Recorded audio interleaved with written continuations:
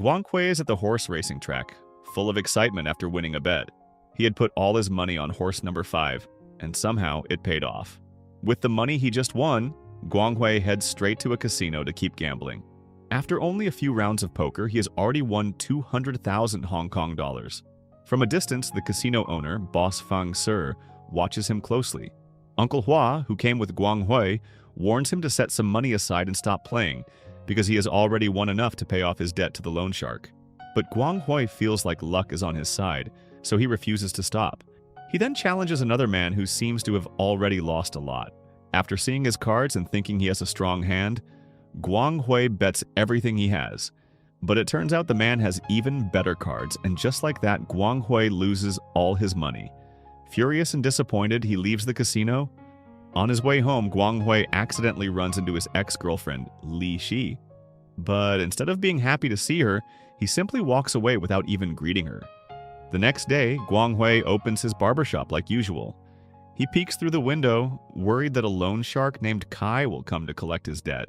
Seeing how nervous he is, Gao tells him not to worry because Uncle Hua took $10,000 from the casino money to pay the debt. Guanghui gets a little annoyed when he hears this, thinking his friend was the reason his luck disappeared. Not long after, Fong arrives. He is a teacher and also Guanghui's old school friend. He comes in because he wants to change his hairstyle. Guanghui recommends a few styles, but all of them are meant for long hair. So instead, Guanghui gives him a wig and says it will make him look cooler, maybe even help him get the attention of the woman he likes. Then suddenly, Li Shi shows up. She tells Guanghui that she has brought her child with her, and that the boy is actually Guanghui's own son. She even brings DNA test documents in case he refuses to believe her. Li Shi explains that she needs to leave for a while, so she wants Guanghui to take care of their son, Li Yang, for 1 month. She gives him some money up front and promises to give him another $50,000 when she comes back to pick Li Yang up. Since Guanghui needs money and thinks taking care of a child cannot be that difficult, he accepts. Li Yang is then brought inside. Before leaving, Li Shi reminds him to always remember what she told him. She also asks Guanghui to cut Li Yang's hair. After Li Shi leaves, Guanghui tells Uncle Hua to cut Li Yang's hair instead. But when Li Yang hears too many noises, he starts getting scared. He refuses because his mother told him Guanghui would be the one cutting his hair. Guanghui gets irritated and treats Li Yang harshly, trying to force him to obey. But the harder he pushes, the more Li Yang panics, until he ends up making a mess of the whole room. Seeing this, Fong says he once had a student just like Li Yang, someone who could not be touched. And this is where everything in his life is about to change. This is One More Chance. At the same time, while sitting on a bus, Li Shi starts remembering her past with Guanghui. Back then, she tried calling him over and over, but he never answered. Frustrated, she went to find him and discovered he was gambling. Guanghui, already in a bad mood, reacted harshly and threw water in her face. Hurt and disappointed, Li Shi decided to leave. Guanghui tried to stop her, but his path was blocked by debt collectors. From the bus, Li Shi could only watch as Guanghui was beaten by them. Back at Guanghui's barbershop, Fong returns, this time bringing Angelina, someone he knows from social services. Slowly and carefully, Angelina approaches Li Yang and tries to communicate with him. She also checks the phone Li Yang always carries. After observing him, Angelina explains that Li Yang has autism, though not a severe case. Inside his phone, Li Shi has carefully set up notes and alarms to guide all of Li Yang's daily routines. Guanghui wants to know how to stop Li Yang from acting out. Angelina explains that children with autism are sensitive to physical contact, and the more they are forced, the more anxious they become. After looking at Li Yang's ID, Gao casually says that Li Yang might bring good luck, mentioning his zodiac signs. Still unsure about Guanghui's ability to take care of him, Angelina warns that if he cannot handle it, social services will step in and take Li Yang away. Thinking about the money he will receive, Guanghui convinces himself that he can manage. To prove it, he tries asking for Li Yang's food, and surprisingly, Li Yang willingly gives it to him. Guanghui then takes Li Yang home, a place that is messy and disorganized. For dinner, he simply hands over a large bag of instant noodles. Once he realizes Li Yang can cook, he tells him to prepare his own food. Deep down, Guanghui makes it clear that without the money, he would not even let the boy stay. That night, Guanghui goes back to the casino with his friends, using the money Li Shi gave him. This time, luck is on his side again, and he wins a decent amount. 4條一，你啱陣，4條3嘅。The next day, Li Xi briefly calls Li Yang to check on him. She explains that she will not be reachable for a while and reminds him to listen to Guang Hui. Later, when Guang Hui returns home, he is shocked to see the house completely clean. Li Yang has taken the time to tidy everything up. For the first time, Guang Hui starts to see that the boy is more capable than he expected. Soon after, Li Yang's meal alarm goes off. Feeling unusually happy, Guang Hui decides to take him out for a proper meal. He even brings him to a massage place. Afterward, Guang Hui gets curious and decides to test Li Yang's luck using playing cards. Strangely enough, every random choice Li Yang makes turns out to be good. Seeing this, Guang Hui brings him to the casino. Once again, after only a few rounds, Guang Hui wins big.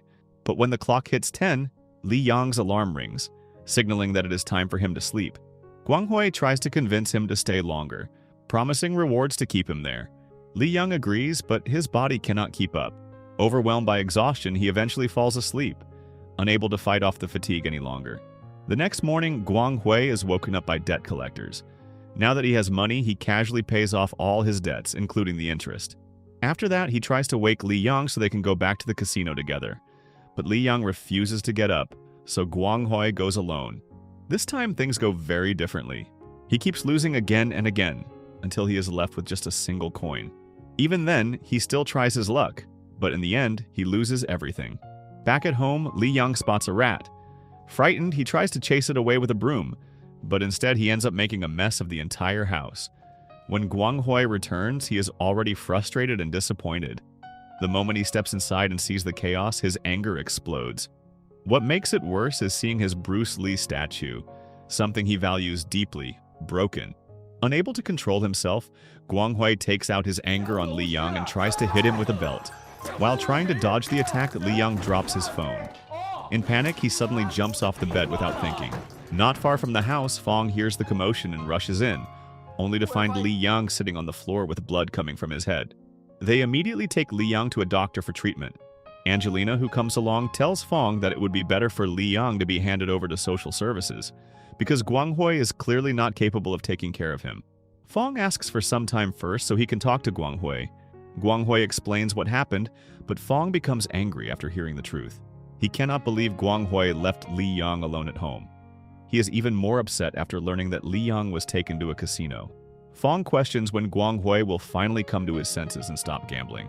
Still irritated, Guang Hui walks away without saying anything. He ends up going to a repair shop to fix Li Yang's broken phone.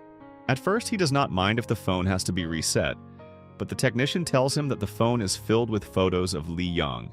On the way home, Li Yang receives a call from Li Xi, but she asks to speak with Guang Hui instead. She is worried because she received many calls from Li Yang. Guang Hui reassures her that Li Yang is fine and that they are actually getting closer. He then asks why there are so many photos of him on Li Yang's phone. Li Xi explains that Li Yang has been asking about his father. The story then flashes back to the first time Guang Hui met Li Xi. Back then, she was working as a social worker. One day, she was assigned to meet Guang Hui, who was running a place that took in troubled children and tried to help them rebuild their lives. Li Xi brought along a boy named Fong Sir. While they were talking, the boy secretly tried to steal something and got caught. Sometime later, Li Xi is seen arguing with a dealer who had been forcing Fong Sir to sell drugs. Guang Hui steps in after seeing the situation. He confronts the dealer and demands that the boy be released. He makes it clear that Li Xi is not someone to be taken lightly, and that she has the power to put them behind bars. Thanks to Guang Hui's influence, the dealer eventually backs down and lets Fong Sir go. The next day, Guang Hui joins Li Xi and the children in a running session. During that moment, he finally opens up about his feelings for her, and that is where their relationship begins. Back in the present, after returning home, Guang Hui apologizes to Li Yang. He tells him to take revenge for what happened, as long as he does not hit his face. Guang Hui even hands over his belt, expecting to be punished. But instead, Li Yang grabs a glass bottle and strikes Guang Hui on the head, leaving him bleeding. 哎呀！我打你個頭，冇打你塊面。 Guang Hui is completely shocked, but Li Yang remains calm, having followed the condition in his own way. After receiving treatment, they head home together on a bus. Curious, Guanghui asks what kind of music Li Yang always listens to. Li Yang shares one side of his earphones. At first, Guanghui only hears simple background sounds, like a door opening. But then he realizes it is actually a recording of Li Yang's daily moments with Li Shi. Listening to it, he begins to understand how warm and loving their bond was, and it quietly moves him.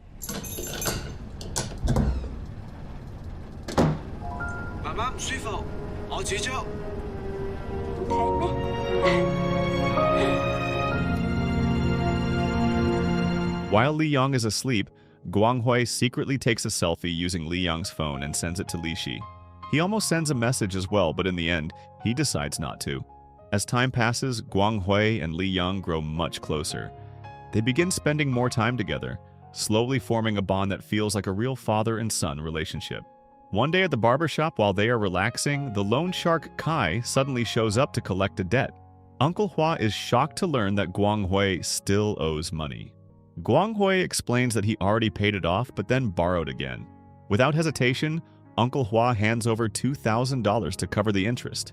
When Kai starts treating Guanghui harshly, Li Yang suddenly jumps in and attacks him.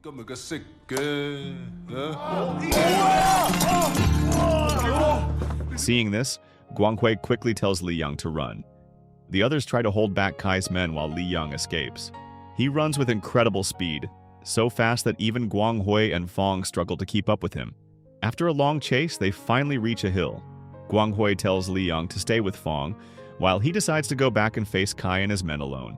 When he arrives at the barbershop, Kai and his men are already waiting. Guanghui pleads with Kai to forgive his son and release his friends. He makes it clear that he is willing to do anything in return. Not long after, Kai's men return, bringing Li Yang and Fong with them. Kai says he is willing to forgive, but only on one condition. Guanghui must do to Li Yang exactly what Li Yang did to him. Guanghui refuses. He cannot bring himself to hurt his own child. Not wanting his friends to suffer either, he pulls out a razor and threatens Kai. The situation quickly becomes tense. Then suddenly, Boss Fang Si arrives. Kai and his men immediately lower their heads in respect. Fang Si calmly says he is just there for a haircut, and without making a scene, he orders Kai and his men to leave. As the tension fades, Guanghui asks what kind of haircut he wants. Fang Si simply tells him to call him by his name. Guanghui is stunned at first, then slowly breaks into a smile. He never expected that the troubled kid he once knew would grow into someone so powerful. The next day, the barbershop is unusually lively. While watching Li Yang closely, Fong starts talking about his potential. He explains that children with autism often have strong physical endurance, especially for repetitive actions like running. After seeing how fast Li Yang was during the chase, Fong believes he has real talent. He suggests that Li Yang should try long-distance running. The following day, Guanghui takes Li Yang to a training ground where Fong's team practices. Li Yang is asked to run with the others, but he just stands there quietly. Fong decides to give him time to adjust. Then, when Guanghui tries to sit and relax, Li Yang suddenly pulls him along to run. Guanghui struggles to keep up and eventually collapses from exhaustion.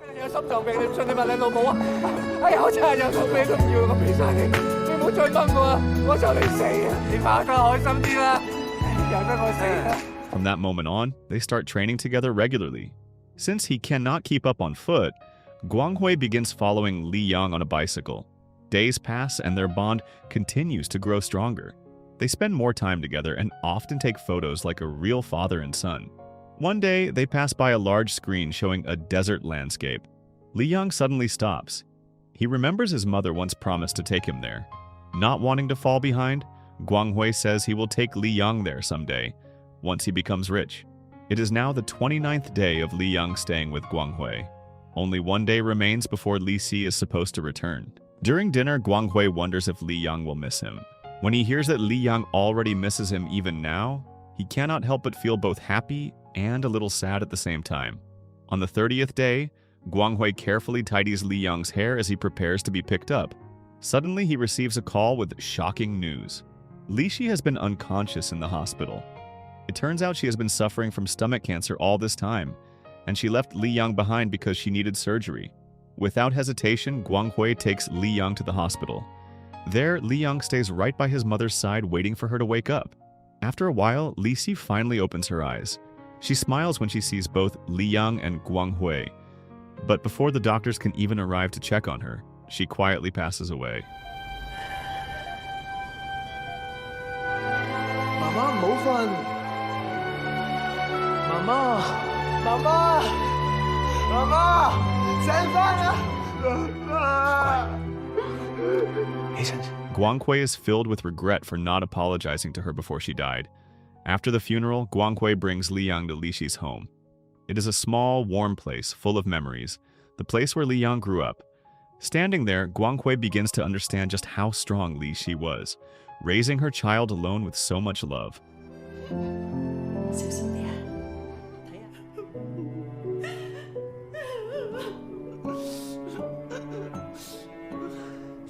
！Later, Guanghui meets boss Fang Shi again.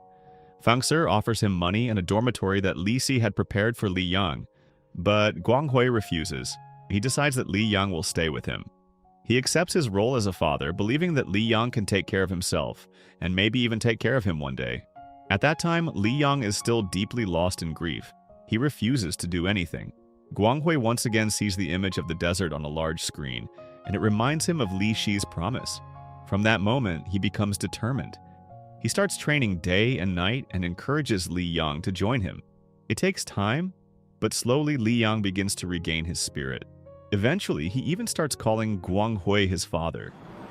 老豆, my friend. From there, they move forward together.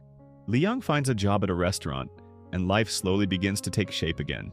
Before long, the day of a marathon arrives. During the race, Li Yang stumbles and falls.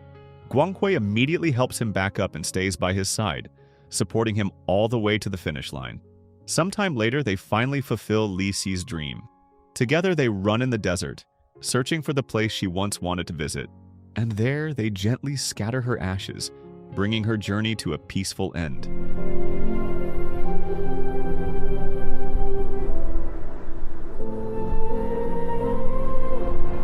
So the moral of the story is you can spend your whole life chasing luck and ignoring love, but when you finally change, the person you needed most might already be gone.